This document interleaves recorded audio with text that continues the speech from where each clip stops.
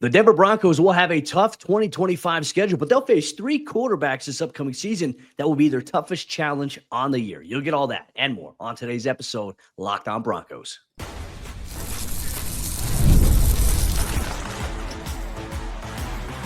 You are Locked On Broncos, your daily Denver Broncos podcast. Part of the Locked On Podcast Network, your team every day.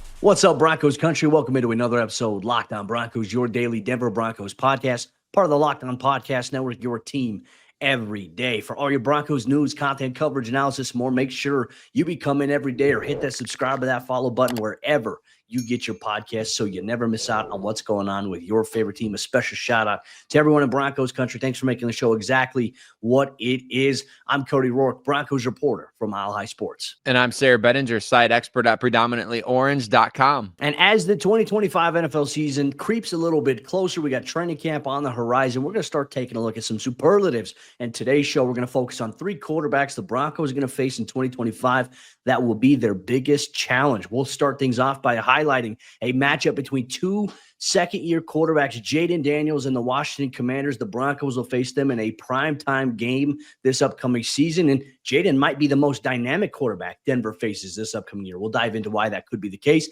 Plus, Patrick Mahomes continues to have that clutch factor in him. He's the rival here of Bo Nix and this Broncos team, and the Broncos had to face him twice. And on top of that, could Joe Burrow be the toughest overall quarterback the Broncos face here this upcoming season? We'll dive deep into all that and more. Look at their weapons and what Denver has to potentially counter them on today's episode of the show. Sayre, let's start off here with obviously, quarterback number 1 that we're going to talk about here. And look, this is in no particular order as we're going through and highlighting what we think are going to be the top 3 quarterbacks that Denver faces this upcoming season. And really, this has nothing to do with Bo Nix, so to speak, but because the Broncos defense will be facing these QBs. Bo Nix won't be facing these QBs head-to-head, essentially. Jaden Daniels might be the most dynamic QB that the Broncos face this upcoming season. I think last year you could say that Lamar Jackson was the most dynamic guy that they faced last year. Jaden Daniels, we saw him have such an impressive rookie campaign, obviously offensive rookie of the year. Bo Nix deserved consideration in that. But he's got some weapons around him with Washington this upcoming season, and that's going to make him, I think, one of the tougher QBs that Denver has to face defensively this upcoming season. He's one of those guys that you never know what you're going to get on a snap-to-snap basis. He can run with the ball. He can throw it deep. He can get rid of it quickly. Obviously had a ton of success last year with just under 900 rushing yards, 891 rushing yards, and 6 rushing touchdowns last season, Cody, and he was very efficient with the football. Less than 2% on the interception rate, 25 touchdowns compared to just 9 interceptions. So even as a rookie, Jayden Daniels proved, he kind of picked up right where he left off when he won the Heisman at LSU, didn't he? And the Broncos will see him on the road in week 13, the last Sunday of November, Sunday Night Football. The Broncos finally back on Sunday Night Football, actually, which is great to finally be back. And that we'll get to hear Carrie Underwood sing about Jayden Daniels and Bo Nix there, Cody. And it'll be the first time she gets paid $1 million to sing about the Broncos for a while. But look, I think that with Jayden Daniels, you're getting a guy that's the best dual threat on the schedule. And you could argue,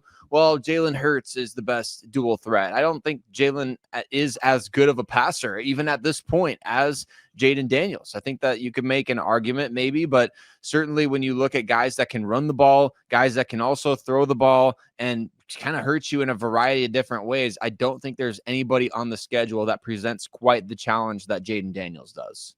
And you don't have to worry necessarily about Jayden being like Lamar Jackson in the sense of you have to worry about his speed with his legs.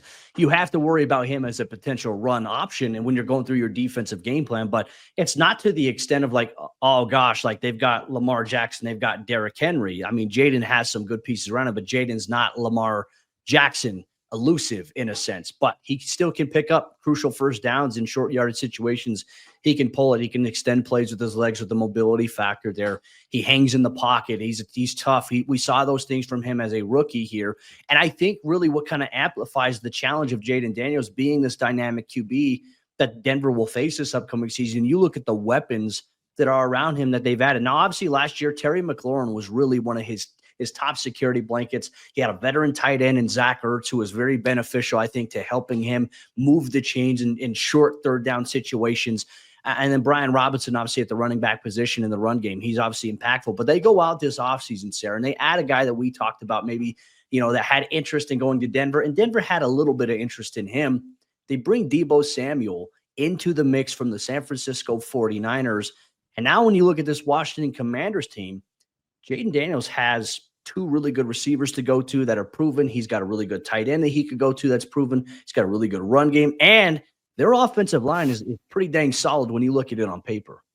Especially after trading for Laramie Tunsil to fill that big void that they had at left tackle. And you've upgraded via, I think they Josh Connerly with their first round pick as well. So they've got a brand new set of bookend tackles with a lot of talent, and you upgrade all around Jaden Daniels. It sounds like Luke McCaffrey also is having a really good offseason for that team too, Cody. So little Broncos tie there that binds, and you'd love to see him succeed as a legacy of Ed McCaffrey, but maybe not in week 13 this coming season. But you're right. I mean, did upgrade the weaponry around Jaden Daniels pretty substantially, and they have given him a lot of guys who have proven to be clutch. And Jaden himself, had 4 game-winning drives last year and 4 fourth-quarter comebacks. So he proved to be clutch as well. Big game against the Eagles defense. And we know Vic Fangio had kind of struggled throughout the last, 7-8 years with mobile quarterbacks. And that was the case when they took on Jaden Daniels in that particular matchup, because he had his way and pretty much whatever way he wanted to. And I think this is a guy that really elevates everybody around him too. He's able to spread the ball. You see everybody getting involved in that offensive game plan, not just because, they're drawing up plays for guys, but he's finding the open receivers. He's able to go through his progressions. He doesn't need to just get rid of the ball quickly and let the receivers do the work. He can hang in the pocket. He's tough. He sees the field really well. I think he's going to present a fascinating challenge, especially that late in the season. It's kind of nice that it's not an AFC game, Cody. I think that's the big thing, is that you're going on the road to face one of what everybody assumes is going to be one of the toughest teams in the league, but at least it's an NFC matchup, so you kind of play with house money a little bit there. I still think the stakes will be high in that game, and certainly Jaden is going to present this Denver defense with arguably its most difficult challenge of the year when it comes to defending against a guy who can hit all levels of the field as a passer and as a runner. Well, let's take a look at maybe some of the defensive matchups we'll see here as it pertains to the Commanders' offensive weapons. I imagine we'll probably see Pat Surtain on Terry McLaurin. I feel like that might be the overall matchup that we look at. I could see Riley Moss playing opposite, maybe against Deebo, but I think they're going to probably use Deebo as that move around piece where, he's going to play that essential joker role for, Cliff Kingsbury in that offense versus him just being lined up on one side and then just, hey, you're opposite of Terry. They're going to have those guys on the same side of the field from time to time, but I imagine PS2 versus Terry will probably be the key matchup that we see there with those guys. Very curious to see, if it's going to be Brandon Jones or Talanoa Hufanga who kind of eye and key in on Zach Ertz a little bit. Obviously, the Broncos run defense with the front 7 that they have there, Zach Allen, DJ Jones, John Franklin Myers, Benito, Cooper, Dre Greenlaw, and hopefully he's healthy, throughout this entire season for Denver. Whoever wins that other linebacker job, those guys will be responsible for stopping, obviously, Brian Robinson and making sure they have contain against a guy like Jayden Daniels. So for me, I look at the matchups here, and I like what Denver has. If Denver's healthy on paper defensively, I like the way that Denver can match up with this offensive unit. I'm sure Luke McCaffrey will probably be in the game plan a little bit, potentially on the outside. So you see maybe Riley Moss against him, Jaquan McMillan, Jahdae Barron. What will that rotation look like at this point when these guys are there? I do like it. I think it's a fun matchup, and I think it's perfect for Sunday Night Football. It is. And we also have some underrated players that they have on their roster to talk about as well. Austin Eckler, still very much a threat as a receiving option. Ben Sinnott, who was a second-round pick last year, is another versatile piece that they can move all around. And then they took an interesting shot too, Cody, on Michael Gallup this offseason. He was out of the league last year, struggled a lot with injuries. Broncos fans who are also CSU fans will obviously remember his name, but he's on the roster this year, and they're just a well-run team, right? I mean, when you talk about Adam Peters, the ties that bind, he was part of the Denver Broncos front office for a long time under John Elway, and made the move to San Francisco back to when they hired Kyle Shanahan, and he's been so good and turned that team around quickly, him and Dan Quinn at the head coach position there. So they've done a great job. They've got I can't say they have a well-oiled machine, Cody. I think they're in the similar boat as the Broncos this year, to where they got to kind of go out there and prove that last year wasn't a fluke. They got to prove that last year was a legitimate step forward and not just lightning in a bottle. Yeah, they'll have to capture that. And look, a Week 13 matchup, Broncos, Commanders, Sunday Night Football. Doesn't get any bigger than that, though. But Jayden Daniels will arguably be the most dynamic QB the Broncos end up facing this upcoming season. Do you agree with us? Do you disagree with us? Make sure you let us know here on today's episode of the show, Broncos Country. We're not done yet. We're going to talk about the Kansas City Chiefs and why Patrick Mahomes and his clutch factor are still something the Broncos have to account for, and how Denver can match up defensively this upcoming season with Mahomes. You'll get that and more on today's episode of the show. Broncos Country, today's episode of the show is brought to you by our friends over there at Rugiet. And guys, you've probably heard of Viagra or Cialis. Maybe you've even tried them. But if you're looking for something that's beyond the usual pill, it's time to meet Rugiet Ready. Rugiet Ready is a next-gen prescription treatment that's designed to amplify arousal in the brain and boost blood flow. Unlike the usual pills that can take hours, Rugiet's 3-in-1 formula dissolves under your tongue, and it kicks in fast, on average in 15 minutes, and effects can last up to 36 hours so that you can stay confident and in control when the moment is right. Well, just like anything we buy or with anywhere that we go, any time in our life, day to day, we always like to do what? We like to read customer reviews and see what other people are saying. And I love that you can do that on the Rugiet site, and it helps a lot of people feel more confident and present in the moment. So head to Rugiet.com/LockedOnNFL and use the code LockedOnNFL to get 15% off today. That's Rugiet.com/LockedOnNFL and use promo code LockedOnNFL for 15% off. Individual results may vary with prescription treatment. Compounded drugs are permitted to be prescribed under federal law, but are not FDA approved and do not undergo FDA safety, effectiveness, or manufacturing review. Please visit the Rugiet website for full safety information. If Jaden Daniels is the most dynamic quarterback on the Denver Broncos roster, then Patrick Mahomes is the most clutch quarterback on the Denver Broncos roster. We know that Mahomes and the Chiefs offense, they haven't been as good over the last couple of years, ranking 15th in the league in scoring each of the past 2 seasons, but that doesn't matter. It doesn't matter when you play against Patrick Mahomes. They are keeping games close. They always do. They play more one-score games than anybody else, and Pat Mahomes finds a way to come through one way or another. Broncos Country, got to play him twice every year as long as he's in the NFL at this point. So we're going to talk about that and much more on today's episode of Locked On Broncos. Thank you so much to all of you everyday listeners out there that make us your first listen of the day. We appreciate you so much. Cody, I wonder if you agree with me on this one. I know that there's a lot of good quarterbacks on the Broncos schedule this year, including a guy from the AFC North that got to play again this coming season, and I think we'll have plenty to say about him. But to me, there's a clear first place in the category of the most clutch quarterback the Broncos will face this season. It's Patrick Mahomes, and it's not particularly close. No, I mean, this is the guy who's been dominating the AFC West since he really kind of came in and took over as the quarterback. And really, our first look at Mahomes dates all the way back to, what was it? Was it the end of the 2017 season, essentially, when he got that last game of the regular season where, Aqib Talib and the Broncos defense, you could start to see that they were making business decisions. They were going to get injured in the last game of the year. They're already out of the playoffs. Mahomes, I remember, had a crazy crossbody throw, but it really wasn't until 2018 where Mahomes came in, that Monday night game against the Broncos, where he ended up switching it from his right hand to his left hand while Von Miller is trying to tackle him, and he throws it there. We've seen Patrick Mahomes kind of be that bully on the playground, not just for the Broncos, but for the rest of the AFC West. And look, they've won several Super Bowl championships. Hats off to them. But as time goes on now, I think we're starting to see some of the formula here as how you can beat this Kansas City team. And look, Kansas City, they got some young, talented, explosive playmakers at the skill player position. We'll highlight them. But I think the idea here is that the Broncos are now in a position where they feel like they can compete. They've got that confidence, right? There was a streak going on, and it was an abysmal streak there. What was it? Almost 18 straight games? I think it was 18 straight games. Something along those lines that Denver had lost dating back to 2015. And then, in 2023 in Denver, the Broncos finally snapped that streak, and they made life difficult for Mahomes. Last year, the Broncos, they only faced Mahomes once, and that was on the road at Arrowhead, where Bo Nix led what should have been a game-winning drive against the Chiefs. A blocked field goal changed the outcome of that. But Denver threw everything in the kitchen sink defensively at Patrick Mahomes in this game, Sarah. And we talk about the time of possession.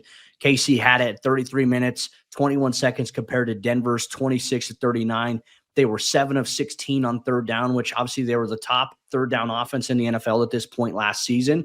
But they also were 2 for 2 on fourth down in this game. But the Broncos defense held them to 300 yards overall in this game. And they sacked Patrick Mahomes 4 times. And they should have had a few more sacks on there, but he squirreled out of a Nick Bonito sack on a couple of occasions and extended plays. We've seen Denver be able to counterpunch now against Patrick Mahomes and the Chiefs. But he's always one of those guys that even if you have a lead, which Denver did, you were worried like, hey, can the Broncos find a way to stop him because of what you mentioned? He does have that clutch factor. And I think right now, at least on paper, going to the offseason, this has been the case for the last handful of years, they have a ton of playmakers when you talk about the wide receiver position, guys who got really legit speed, guys who are solid impact contributors at wide receiver. Still have Travis Kelce as well, who's not who he used to be, but you can never overlook Travis as he's getting older, and he's starting to find himself settled down a little bit with T. Swift. So in your opinion, is it the clutch factor as to why you have Mahomes here as one of the top 3 QBs that Denver's going to face? Because they're going to face quite a few. Mahomes is still that guy, I think, until Denver dethrones and knocks him down. He's the best situational football player in the entire NFL, I would say. In any situation, in any circumstance, if you're down by 9 points with 4 minutes left, do you want anybody but Patrick Mahomes as your quarterback? I don't think so at this point. Hopefully Bo Nix becomes that guy, right? But yeah, at this point in time, Pat Mahomes has proven that you want, if you're up by 4 points late and you need somebody to kill the other team's hopes and dreams by converting a third down and throwing a pass on a key third down with like a minute and 20 seconds left, you want Mahomes throwing the ball. I mean, he's done everything. He had 7 game-winning drives last season alone, 5 fourth quarter comebacks. He's the 1-score game magician. He's the perfect quarterback to hold a lead. He's the perfect back to reclaim a lead. He's the perfect guy out there for any situation. You need him to break a sack in the pocket, like you mentioned. He'll do it. You need him to throw the ball left-handed with Von Miller bearing down, and he's only in his 2nd NFL season. He'll do that. He'll literally just throw the ball. So there's all these different things, and this is as nice as I'll be about Pat Mahomes. You've got 2 ways to beat the Kansas City Chiefs, it seems like these days. Number 1, you have the ball last. Number 2, you get their backups all out there for the last game of the regular season. That seems to be the way that you do it, and the Broncos did it. They had them on the ropes with that last possession. They had the ball last, and they managed to get into chip shot field goal range where the kicks are made 90+% of the time, and you had it blocked. So you can't get this guy off the ropes easily. He's just one of those players that who cares about the stat, Cody, about him completing a higher percentage. I think it was the highest percentage since 2005 of passes completed at or behind the line of scrimmage. Who cares? Like, honestly, I mean, it's funny to make fun of because yeah, he was still in he was still in the Super Bowl last season. I mean, he throws the ball quickly because their receivers are so good after the catch. That's really why he does that. So I don't know. To me, Cody, I just think that there's MVPs like Josh Allen who are still putting up 50+ touchdowns. There's guys like Joe Burrow and Lamar Jackson and all these other guys. I think Pat Mahomes is still the best player in the NFL. Well, and I think when you take a look at some of the playmakers, the personnel around him offensively, let's take a look. Obviously, we mentioned Travis Kelce there, but let's take a look at wide receiver. I mean, they have guys right now on paper, Sarah, that have a combination of speed, explosiveness, physicality. I mean, you name it. The biggest issue for these guys has been off the field discipline and injuries. Let's take a look at Rashee Rice, who obviously they have very high expectations for. Hollywood Brown was, obviously a welcome addition for them this upcoming season. And when he was hurt, they were missing his presence out there. Xavier Worthy, a true speedster that has continued to evolve. And I thought evolved a little bit more as the season went on there. Tyquan Thornton, they added in the mix. Justin Ross has kind of been this practice squad guy that we all know was one of the very, more talented receivers coming out of Clemson several years ago. And we're like, wow, how did the Chiefs land this guy? We have yet to see him really do anything in his NFL career just yet. But he's in the mix right now as we talk about going into the season. And then there's Juju Smith-Schuster, who's just kind of been this old, reliable option here for, Patrick Mahomes. He's a veteran guy who does the dirty work, not afraid to get involved as a blocker. So you can't discount that. They have good playmakers around Patrick Mahomes. And then you look at the running back position as well. I mean, you talk about Kareem Hunt, who they brought back, and after Isaiah Pacheco went down with an injury, Kareem Hunt ended up having a couple of games where he had 28, 29 carries, over 100 yards, a couple of touchdowns. He kept things going for them. And then you factor in Elijah Mitchell, who obviously, used to play for the San Francisco 49ers. He's a dynamic presence that you can't ignore. Isaiah Pacheco runs like he's angry all the time. I mean, you always see that. And then they got a couple of other younger guys too. They got Brashard Smith, the rookie out of SMU, and Elijah Young, who's a rookie out of Western Kentucky. They have talent around Mahomes. And the question is can those guys stay healthy? And can some of those guys stay out of trouble? Still, I think that's a big reason why the Broncos, they went out and they added a guy like Jade Barron to the mix. So you can add to that secondary. You add guys like Drake Greenlaw. You add Talanoa Hufanga, because that's your best counter against a team like Kansas City with the wide variety of options that they do have. And Mahomes will find every single one of them. That's why he's the most clutch quarterback in the league. He'll find whoever you're not covering. It doesn't matter if it's Samaje Perine or if it's Noah Gray or if it's Jared Wiley, the third tight end. He's going to find whoever is the open guy. And they just do so well with their scheme with Andy Reid. They do so well getting guys involved in the offense, and they just do well at executing situational football. I mean, remember, to win the Super Bowl a couple seasons ago, it was Mecole Hardman, who's kind of an afterthought for them. He was like, traded last offseason, brought back, all these sorts of things. Like, they just throw whoever out there, and those guys make plays for Mahomes when they need to. So that's, to me, why he's the most clutch quarterback on the schedule this year. And the Broncos will obviously hope to, in those situations, have the ball last. Yeah, and they added Robert Tonyan into the mix as well, former Buffalo Bill, former coveted Broncos free agent, hopeful from Broncos Country several years ago. So they have the options. Can the Broncos find a way to slow them down? They'll get the chance twice per year, once on Christmas Day, and then obviously, another game in Denver right after Kansas City's coming off of the bye week, which is unfortunate, before Denver heads into their bye week. So the way that it kind of shapes out, it's going to be fun. We're going to have our eyes on it as the Broncos look to win the AFC West this upcoming season. But Broncos Country, coming up next, we'll tell you why the Broncos in Week 4, they're going to face possibly the best quarterback in the NFL from a pure pocket standpoint, Joe Burrow and the Bengals, and why he's going to be the toughest threat the Broncos face this upcoming season. We'll dive deeper into that and more on today's episode of the show. Today's episode of the show is brought to you by our friends over there at the Gametime app. And have you ever decided at the last minute to head to the ball game with friends or family? It's summertime. Well, maybe it's game day and you suddenly realize that you want to be in the stands. That's exactly where Gametime comes in handy. It's the easiest way to grab last-minute tickets without the stress. With the money you save on tickets, you can splurge on food, drinks, merch, or even invite a bigger group to come with you. And Gametime makes it possible, because Gametime makes buying tickets fast and simple. Prices on the app, they actually drop closer that you get to the first pitch. And they've got incredible last-minute deals, clear seat views, and a lowest price guarantee that takes the worry out of buying. Gametime is the official ticketing partner of Locked On MLB, and that makes it easy to browse the app. And you can find exciting upcoming MLB games. Like, I look at the Chicago Cubs schedule. That's my team. They're playing in Houston. Do they play in Minneapolis? I'm always going to be checking where the Cubs are playing. Hey, maybe take a little jaunt down to Chicago and go watch them play one of these days, and use the Gametime app to find that perfect seat view for me and my family, so you know exactly where you'll be watching your favorite team. So take the guesswork out of buying tickets with Gametime. Download the Gametime app, create an account, and use code LOCKEDONNFL for $20 off your first purchase. Terms apply. Again, create an account and redeem code LOCKEDONNFL for $20 off. Download the Gametime app today. Last minute tickets, lowest price guaranteed. Joe Burrow will be the toughest quarterback that the Denver Broncos face this upcoming season, and that matchup, luckily, comes early on in Week 4. What is it about this matchup that stands out about Joe Burrow, and how the Broncos can maybe get revenge after losing on the road in Cincinnati last year? We'll look at all that on today's episode of the show. I mean, Sayre, really short, sweet, simple. Joe Burrow, this is a guy who is just probably one of the more prolific pocket passing quarterbacks right now in the NFL. This is a guy who's tough as nails. I mean, you talk about a dude who takes shot after shot after shot and gets up and still delivers.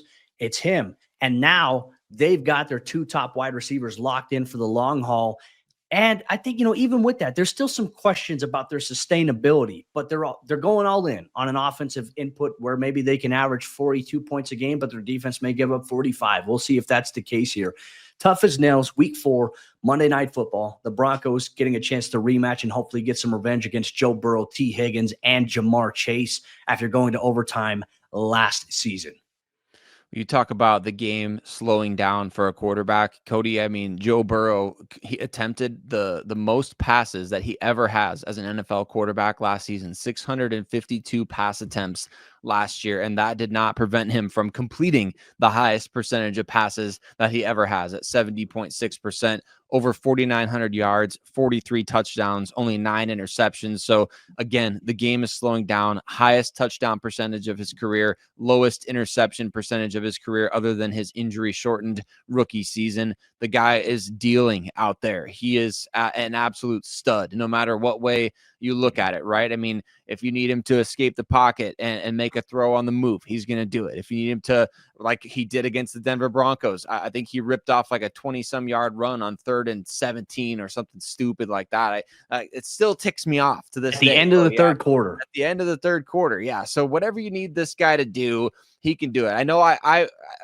as Broncos country, we have the utmost respect for Patrick Mahomes. If there's anybody in the NFL right now that challenges Mahomes as like the ultimate, it's got to be Joe Burrow or Lamar Jackson or maybe Josh Allen. I still think, Mahomes is Josh Allen's kryptonite in a way, and obviously has been for Lamar as well, but Joe Burrow actually beat him in the AFC Championship game. So I think that Joe is one of those guys that, man, any situation, he's going to be able to be productive.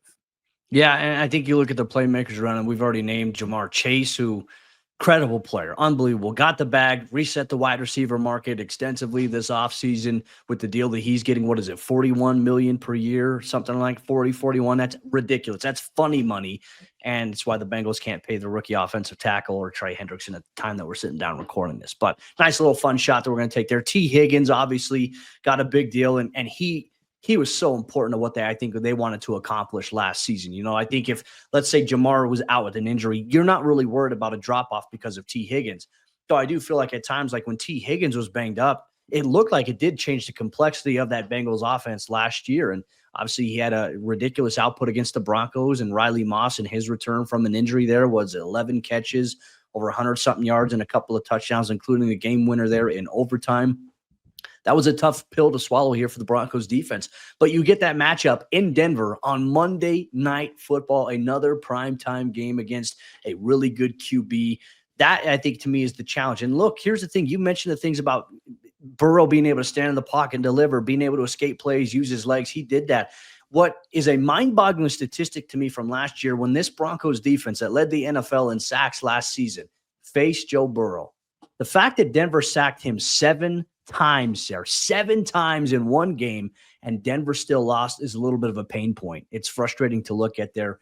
You look at the running back game now, obviously Chase Brown is kind of explosive. There's a lot of Phillip Lindsay to his game. He's very explosive to the outside there if he gets there. They re-added Samaje Perine back into the mix, who had a couple of plays on 3rd down against the Broncos last year as a member of the Kansas City Chiefs. And then obviously Mike Gesicki, who was just going off in that first half. I mean, you talk about a guy, Joe Burrow's just catching the snap, delivering a quick strike, and he's getting 5 or 6 yards. It was Mike Gesicki who almost had 100 yards himself in that game against the Broncos. So they do have balance. And then you got Andre Iosivas, the wide receiver there, the other guy in the mix there. Jermaine Burton's kind of a question mark because he was this guy who was just definitely kind of troubled last year, a coach's decision, inactive. But, when you listen to our friends over there, Locked On Bengals, like, Jermaine Burton's very, very talented. So we don't know what he's going to be just yet. All signs seem to point, based on reports from our friends over there at Locked On Bengals, it's having a good offseason so far. So this is a Bengals offense that could be as explosive as we've ever seen, which would be scary considering what we saw from them last year. And once again, it's one of the biggest reasons why the Broncos reloaded in the secondary, even though that was already one of their strongest points on the roster, to bring in Hufanga, to bring in Jahdae Barron. You bring in all these guys and you bring back everybody else. You have this group out there that can actually compete with teams like that, especially as you get deep into the season. Memory serves me right, Cody, that Broncos-Bengals game, which I believe was around Christmas time, or maybe it was on Christmas Day. I can't remember exactly what it was. There was something around there, but it was one of the most highly rated games of the entire year. So not surprising that the NFL wanted to get this one back I think it was the Saturday around Christmas, one of those things. So the NFL wanted to get this matchup back in the spotlight because of those fireworks that we saw late in the game. The Broncos still, just like with Patrick Mahomes, they had the Bengals on the ropes. They could have gone for 2 to try to win at the end of regulation. They got to Joe Burrow in overtime and got the ball and had the opportunity once again multiple times to get a win in overtime, couldn't seal the deal. So it was tough to watch. It's tough because Burrow is just that type of guy that you feel like if he gets hot, the Bengals are going to get hot regardless of how many points their defense is allowing. And that was the case late last season for the Denver Broncos going against them. It's like you feel like you can score at will against Cincinnati, and the Broncos kind of did late in the game. But ultimately, it comes down to, can you outscore Joe Burrow? And not many teams, well, enough teams could last year, but I don't know if many teams are going to be able to do it again this year. I think it was really the Ravens. There was really the only team that could find a way to outscore them. Those games were ridiculous with the numbers that they put up, but we'll see. Broncos Country, want to know your thoughts on today's episode show. Did we get it right by highlighting what we feel like were the top 3 quarterbacks Denver will face this upcoming season? Is there somebody you think could upend somebody in the list that we put out? Make sure you let us know here on today's episode of the show. But Broncos Country, enjoy your weekend. The next episode you're going to get from us, Sayre and I, we're going to sit down and we're going to talk about the top 3 defenses that the Broncos are going to face this upcoming season here in 2025, including a matchup against former friend Vic Fangio and company in the Philadelphia Eagles. We'll highlight that and more next week on Locked On Broncos.